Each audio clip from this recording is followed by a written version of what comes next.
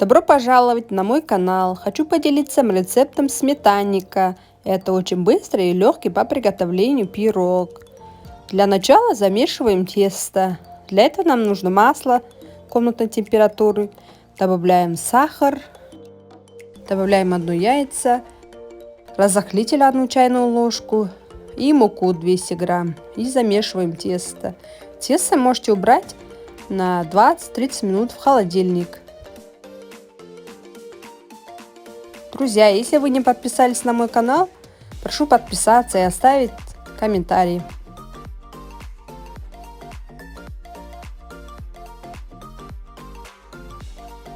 Теперь делаем начинку.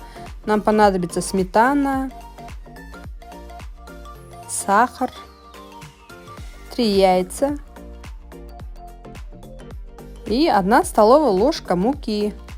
Все хорошенько перемешиваем. Духовку заранее разогреваем.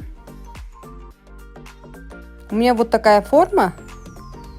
Вы можете взять любую форму. У меня тут диаметр 26 сантиметров.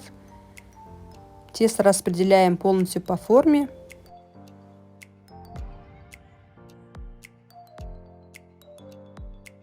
Заливаем начинку и отправляем в духовку на 180 градусов на 30 минут.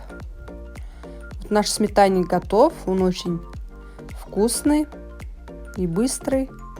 Этот пирог я часто готовлю своим детям. Друзья, если вам понравился этот рецепт, можете оставить комментарий, поставить лайки. Пока-пока!